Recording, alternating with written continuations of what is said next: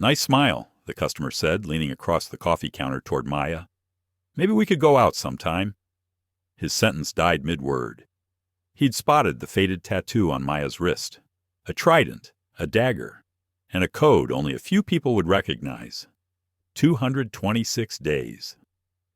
The customer backed away, because that tattoo was carried only by Navy SEALs, and Maya Johnson was only 26 years old. Maya Johnson looked exactly like what Central Casting would order for beautiful coffee shop girl. Long blonde hair usually pulled back in a messy bun, bright blue eyes, and the kind of natural beauty that made customers linger over their orders longer than necessary. At 5 feet 6 inches, with an athletic but feminine build, she moved with a grace that most attributed to youth and good genetics. What they didn't see was the precision in her movements, the way her eyes automatically cataloged exits and potential threats, or the deliberate way she positioned herself to have clear sight lines throughout the small Seattle coffee shop where she worked. The Grind Coffee House sat in the Capitol Hill district, a trendy neighborhood where tech workers, college students, and young professionals gathered for overpriced lattes and the chance to work on their screenplays. Maya had been working there for 8 months, and in that time she'd become something of a local fixture. "The usual, Mr. Peterson?" she asked the next customer, a middle-aged accountant who came in every morning at exactly 7:15. "You know me too well, Maya. Large dark roast, 2 sugars." Peterson smiled warmly. "You're wasted in this place, you know. Beautiful girl like you should be modeling or acting." Maya managed her practiced smile while internally cringing. If Peterson only knew that 3 years ago, she'd been crawling through Taliban tunnels in Afghanistan with 60 pounds of gear and a rifle that had claimed more lives than she cared to count. "Coffee pays the bills," she replied, handing him his drink. The morning rush was typical for a Wednesday. College students cramming for exams, office workers grabbing their caffeine fix, and the usual collection of freelancers who treated the coffee shop as their personal office. Maya moved through the routine with the efficiency that had once made her one of the most effective operators in SEAL Team 6. "Excuse me, beautiful," called out a voice from the pickup counter. Maya looked up to see Brad Hendricks, a trust fund kid who'd been hitting on her for weeks. 25 years old, driving his father's BMW, with the kind of arrogance that came from never facing real consequences for anything. "My name's Maya," she said patiently. "Right, Maya. Listen, I'm having a party this weekend at my place in Bellevue. You should come. It'll be fun." His tone suggested he was doing her a favor by inviting her. "Thanks, but I'll be busy." "Come on, don't be like that. What could you possibly be doing that's more important than hanging out with successful people?" Brad leaned against the counter, blocking her workspace. "You work in a coffee shop. It's not like you have a real career." Maya felt the familiar tightness in her chest, the same feeling she'd gotten when Taliban fighters had underestimated her because of her age and gender. The urge to demonstrate just how wrong Brad was about her capabilities was almost overwhelming. Instead, she moved around him with fluid precision, her body language making it clear the conversation was over. But Brad wasn't taking the hint. "You know what? You're probably right to stay home. This crowd might be a little sophisticated for a barista." He laughed at his own wit. Maya's hands stilled for just a moment as she cleaned the espresso machine. In her peripheral vision, she could see other customers watching the interaction, some looking uncomfortable with Brad's persistence. "I need to get back to work," Maya said quietly. Sure. But Maya?" Brad leaned closer, lowering his voice. "You can play hard to get all you want, but we both know you're going to say yes eventually. Girls like you always do." That's when Maya turned to face him fully, and for just a moment, her carefully constructed persona slipped. The look in her eyes was absolutely predatory. The cold, calculating stare of someone who'd killed trained enemy combatants with her bare hands. Brad actually took a step back, some primitive survival instinct recognizing danger even if his conscious mind couldn't process it. "Sir," Maya said, her voice still polite but carrying an undertone that made several customers look up from their laptops, "I think you should leave now." Brad's face flushed red. "You can't tell me to leave. I'm a customer." "Not anymore." The tension in the coffee shop was palpable. Maya stood perfectly still, but every line of her body suggested coiled violence barely held in check. She looked like a dancer preparing for a performance, or a predator deciding whether to pounce. That's when she noticed the man at table 6. He'd been there for 20 minutes, nursing a black coffee and reading a newspaper like any other customer. But Maya's trained eye had cataloged details that others missed. The way he sat with his back to the wall, the bulge under his left armpit that suggested a shoulder holster, and most tellingly, the small scar on his neck that she recognized from her own medical training. Bullet wound, at close range, survived by millimeters. But it was his eyes that confirmed her suspicions. When he looked up from his newspaper, she saw the same 1,000-yard stare she'd worked so hard to hide from her own reflection. Their eyes met across the coffee shop, and she saw recognition flicker across his features. Not recognition of her face. She'd changed her appearance significantly since leaving the Navy. But recognition of what she was. A fellow warrior trying to blend into civilian life. The man folded his newspaper and stood up, moving with the controlled grace of someone who'd spent years in special operations. He was about 40, medium height, with prematurely gray hair and the kind of unremarkable appearance that made him invisible in crowds. "Excuse me," he said to Brad, his voice carrying quiet authority. "I think the lady asked you to leave." Brad turned, ready to argue, but something about the stranger's demeanor made him reconsider. There was no aggression in the man's posture, no obvious threat, but Brad found himself stepping away. Whatever. This place sucks anyway. Brad grabbed his coffee and headed for the door, muttering complaints about crazy women and white knights. After he left, the man approached the counter where Maya was cleaning with unnecessary intensity, her hands moving in the precise, methodical way of someone using routine tasks to maintain emotional control. "That was well handled," he said quietly. "I don't know what you mean," Maya replied, not looking up. "The de-escalation. Textbook conflict resolution. They teach that technique at—" He paused, studying her face. "I'm Commander David Torres, Navy Intelligence, retired." Maya's hands stilled. She looked up slowly, and Torres saw the careful blankness that came from years of operational security training. "I'm Maya Johnson. I make coffee." Torres smiled slightly. "I'm sure you do. You also position yourself to maintain clear sight lines, automatically assess threats, and just handled an aggressive confrontation with the kind of restraint that suggests extensive training in violence management." Maya said nothing, but Torres could see her mind working, calculating options, assessing him as a potential threat. "More specifically," Torres continued, his voice barely above a whisper, "you have the posture and movement patterns of someone trained at Coronado, and unless I'm very much mistaken, that's a trident tattoo you're trying to keep covered." Maya's sleeve had ridden up slightly during her interaction with Brad, revealing just a hint of the distinctive Navy SEAL tattoo on her wrist. "I think you have me confused with someone else," Maya said. "Possibly. But Maya Johnson didn't exist before 8 months ago. Before that, the Social Security number belongs to someone who died in a car accident in Ohio." Torres' expression was kind but knowing. "Whoever built your cover identity did good work, but intelligence work is my specialty."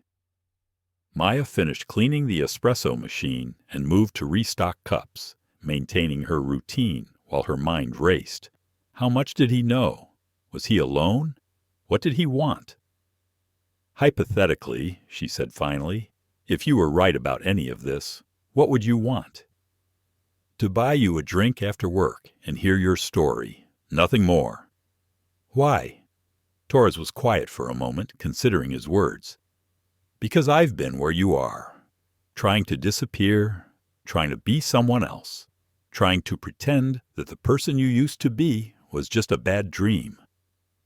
He finished his coffee and set the cup on the counter. It's lonely as hell, isn't it? Maya felt something crack inside her chest. The careful wall she'd built around the part of herself that missed the brotherhood, the purpose, the identity she'd sacrificed for reasons she couldn't explain to anyone. I get off at 6, she said quietly. There's a bar called Murphy's 2 blocks down. Quiet place, good for conversations that civilians shouldn't overhear. After Torres left, Maya tried to focus on her work, but her hands were shaking slightly. For 8 months, she'd successfully buried Maya Rodriguez, the Navy SEAL who'd completed some of the most classified operations in recent military history. Maya Johnson, the barista, was supposed to be her permanent identity, but 18 words from a stranger had shattered the illusion that she could ever really escape who she'd been. The rest of her shift passed in a blur of coffee orders and forced smiles. But Maya's mind was elsewhere, replaying fragments of memories she'd tried so hard to suppress. Bud-S training, where she'd been one of only 3 women in a class of 180 candidates. The first time she'd killed someone in combat. The night operation in Syria that had gone sideways, leaving her team surrounded and outnumbered. The aftermath that had forced her to disappear from her old life completely. At 5:45, Maya's replacement arrived. Jessica, a college student who thought Maya was totally lucky to be so naturally beautiful and have such an easy job. If Jessica only knew that Maya woke up in cold sweats 3 nights a week, reliving firefights in Afghan mountains. If she knew that Maya's idea of an easy day had once included jumping out of helicopters and clearing buildings full of armed terrorists. Maya changed out of her work apron and walked the 2 blocks to Murphy's, her heart pounding like she was heading into combat. In a way, she was. She was about to have a conversation that could expose everything she'd worked to hide.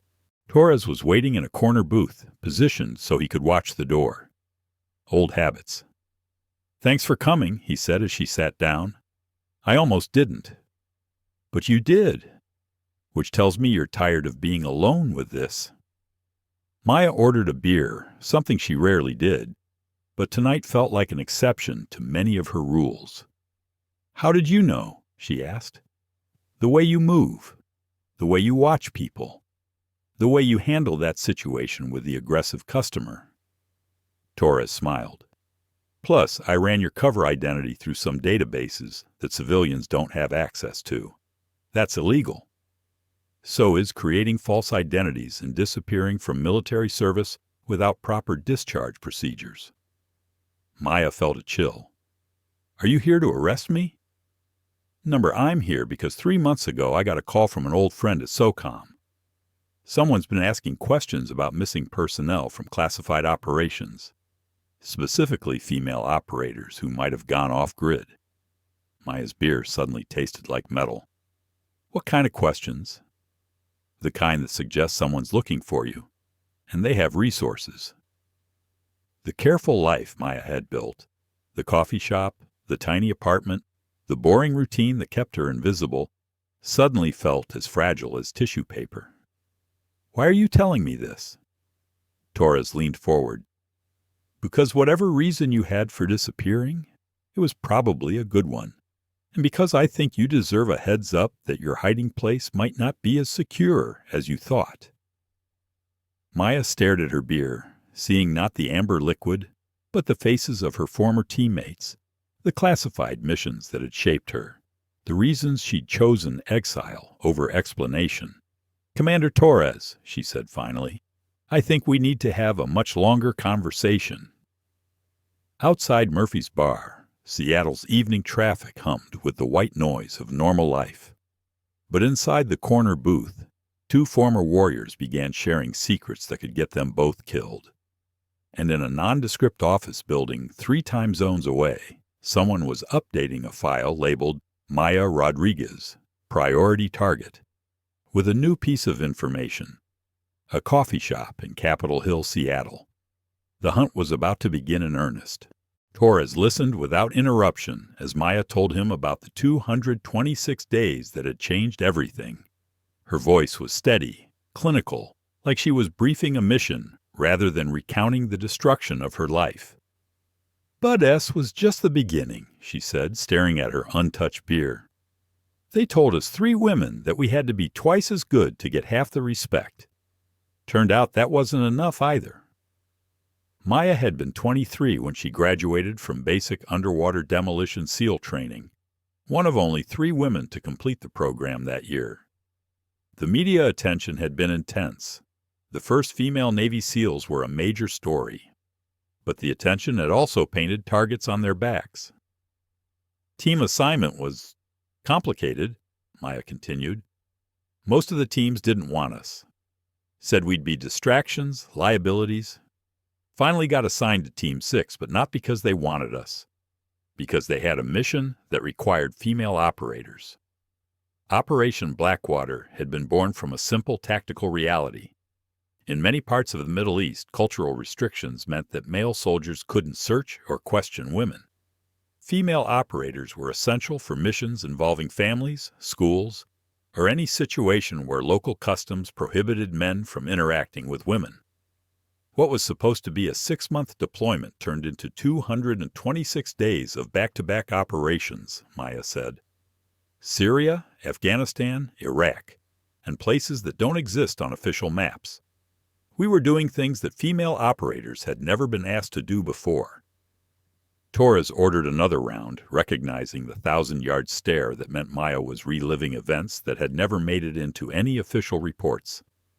The mission tempo was insane. 3, sometimes 4 operations per week.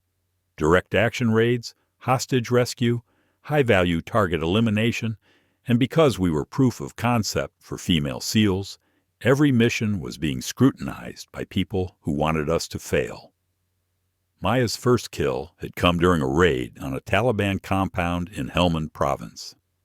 Intelligence had indicated the building contained bomb-making materials and several high-value targets. What they'd found instead was a family, including women and children, being used as human shields. Rules of engagement were clear. Neutralize threats, protect civilians. But when you're taking fire from someone hiding behind a 12-year-old girl, the rules get complicated fast. She'd made the shot, a perfect headshot that dropped the Taliban fighter without endangering the child. It had saved civilian lives and allowed the team to complete their mission. It had also made Maya Rodriguez a killer before her 24th birthday. The official reports called it a successful operation. 0 civilian casualties, multiple enemy KIA, intelligence gathered. But what they didn't mention was how it felt to see that girl's face afterward. The relief, the terror, the way she looked at me like I was either an angel or a demon. Torres understood. Every operator carried similar images, moments when the line between hero and monster became too thin to see clearly. The missions kept coming. School raid in Mosul, where ISIS fighters were using children as recruitment tools. Hostage rescue in Syria, where we had to clear a building while American civilians were chained to bombs. Each time the stakes got higher, the situations more impossible. But it was mission number 47 that had changed everything.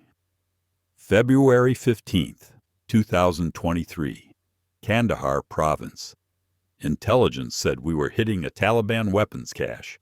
Simple in and out, destroy the ordnance, extract. What we found was something else entirely. Maya's voice dropped to barely above a whisper, and Torres leaned closer to hear. It wasn't a weapons cache. It was a meeting.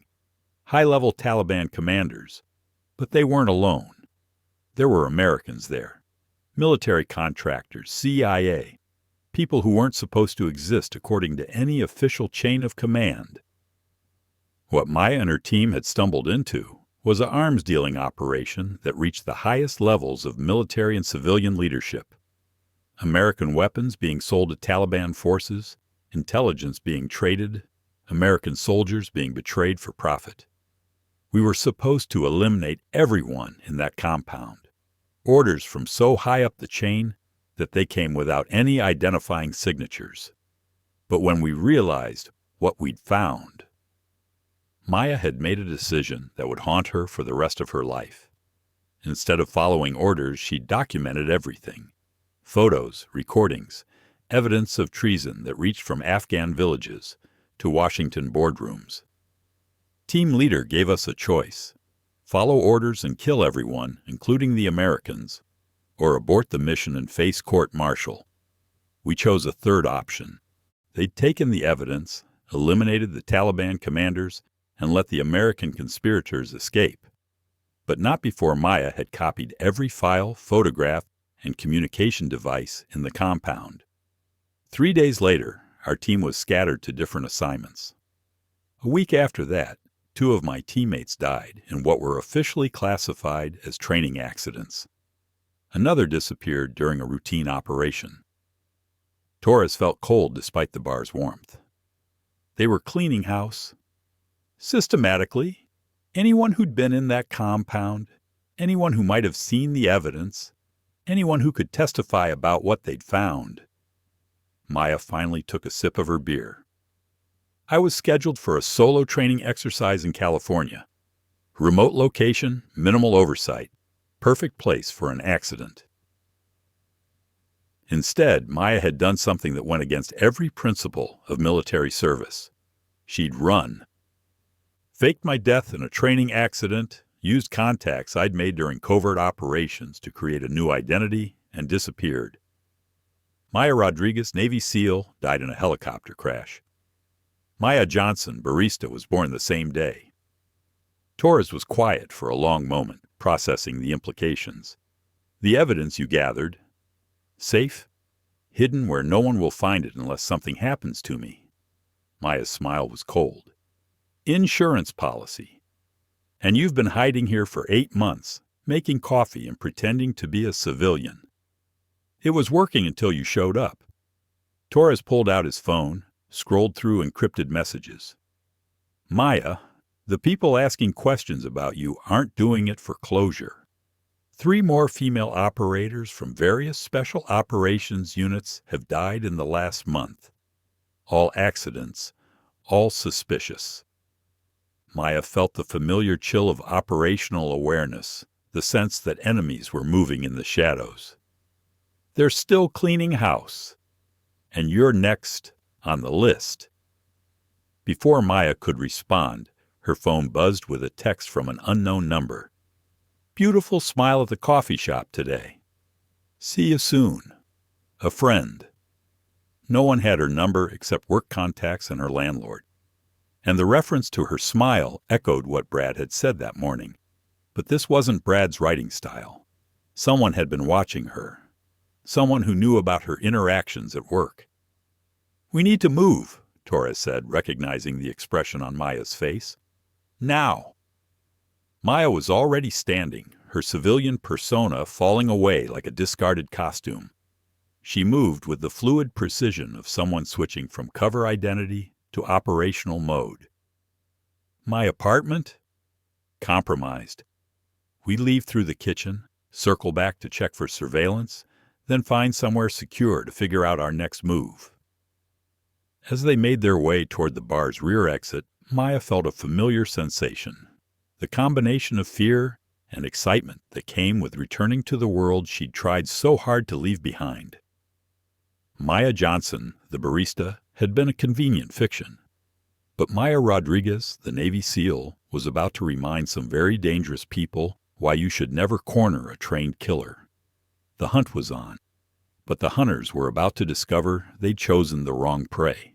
The safe house was a nondescript apartment in Fremont, the kind of place that intelligence agencies maintained in major cities for exactly this type of situation.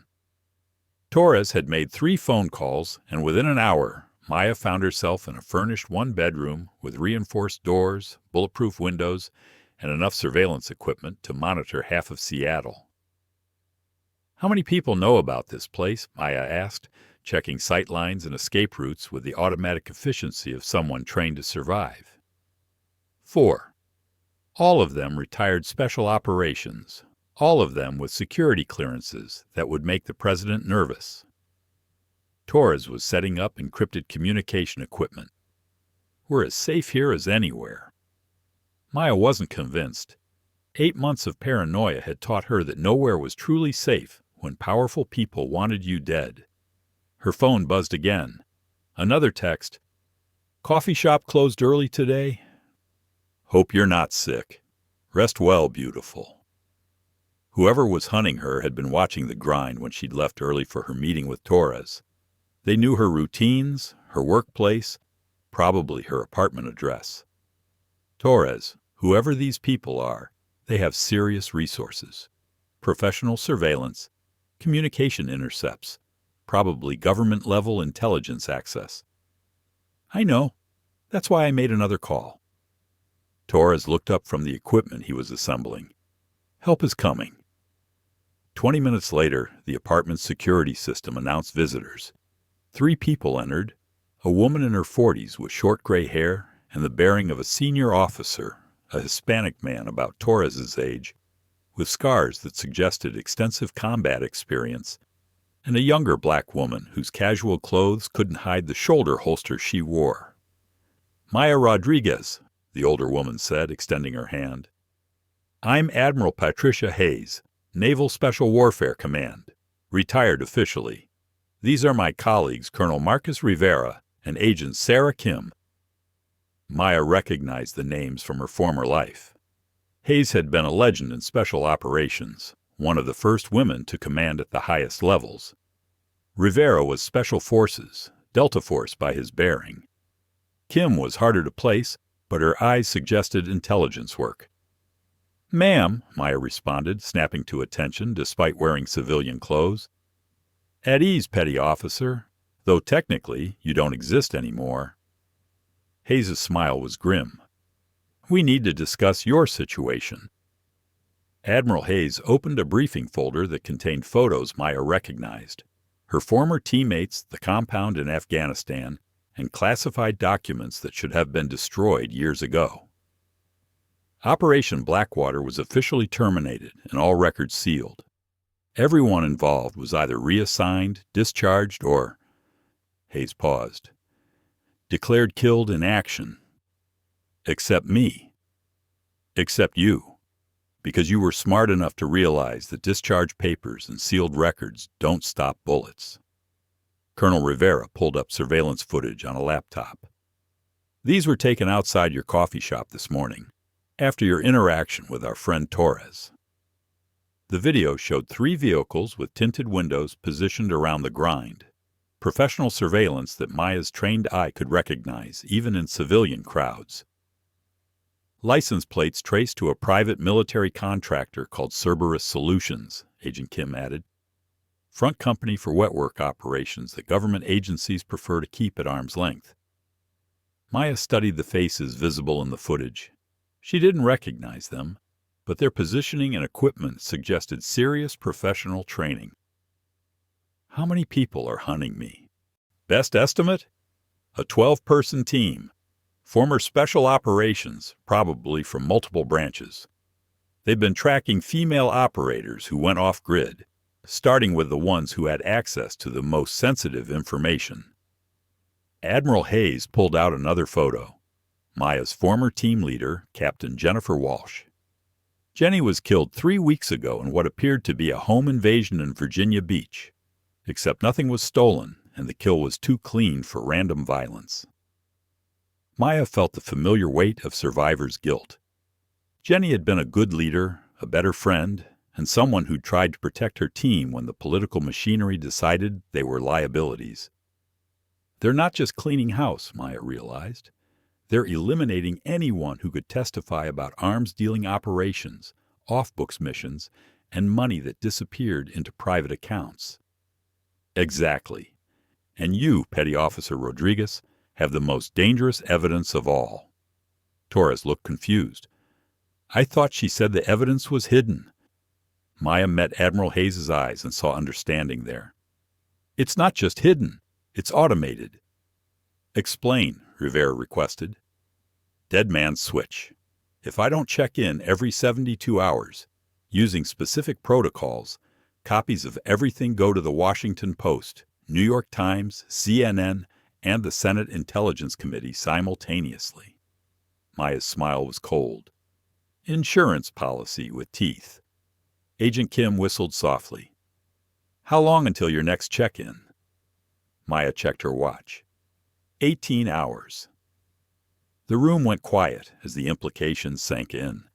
If Cerberus Solutions killed Maya before she could reset her dead man's switch, the very secrets they were trying to protect would be exposed to the world. That explains why they haven't just eliminated you already, Hayes said. They need you alive long enough to disable your insurance policy. Which means they'll try to take me alive, probably use enhanced interrogation to get the access codes. Maya felt the old operational calm settling over her. That gives us tactical advantages. Rivera was already thinking strategically. They'll want a controlled environment, somewhere they can work without interruption. Probably try to take you while you're isolated. My apartment? Too public. Coffee shop has too many witnesses. They'll try to force you into a location of their choosing. That's when Maya's phone rang. Unknown number, but she answered with the speaker on so the team could hear. Hello, Maya. Or should I say, Petty Officer Rodriguez. The voice was professional, calm, with just a hint of accent that suggested expensive education and international experience. Who is this? Someone who's been looking forward to meeting you for quite some time. You have something that belongs to my employers, and we'd like to arrange a trade. I don't know what you're talking about. The files from Kandahar, the photographs, the recorded conversations between American officials and Taliban commanders. Shall I continue? Maya's blood ran cold. They knew exactly what evidence she possessed. What kind of trade? Simple. You provide us with the access codes to your insurance policy, and we provide you with something you want very much, which is your life, and the lives of the people currently sitting with you in apartment 4B at 1247 Stoneway North. The team froze. Somehow, despite all their precautions, Cerberus had tracked them to the safe house. Admiral Hayes was already moving, signaling for combat positions. Rivera and Kim drew weapons, while Torres activated emergency protocols on his equipment.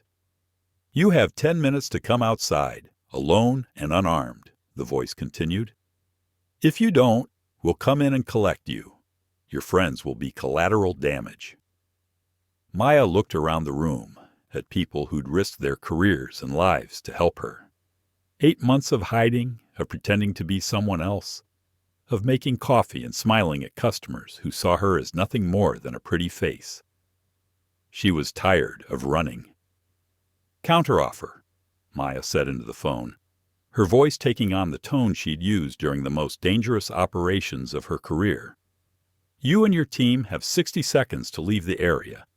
If you don't, I'll remind you why Navy SEALs don't surrender to private contractors. Miss Rodriguez, you're outnumbered 12-1. No, Maya corrected, checking the magazine on the pistol Admiral Hayes had given her. You're outnumbered 5-12, and we're not private contractors. We're the people who trained your operators before they sold out to the highest bidder. She ended the call and looked around the room. How long since you've been in a real firefight? Admiral Hayes smiled grimly. Too long. Let's see if we remember how. Maya Rodriguez, the Navy SEAL, was done hiding behind Maya Johnson, the barista. Time to remind some mercenaries why special operations personnel were called the tip of the spear.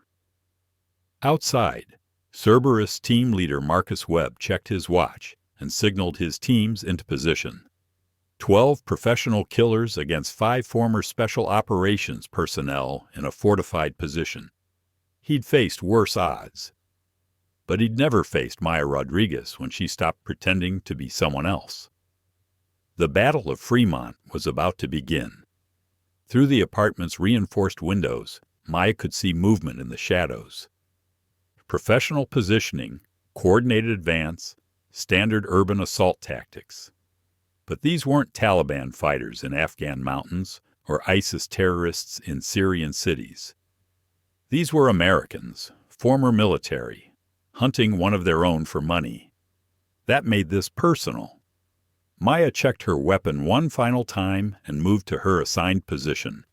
Time to show Cerberus Solutions why some people are worth more alive than dead, and why some fights are worth having even when the odds are against you. "All stations, this is Rodriguez," she whispered into her comm unit.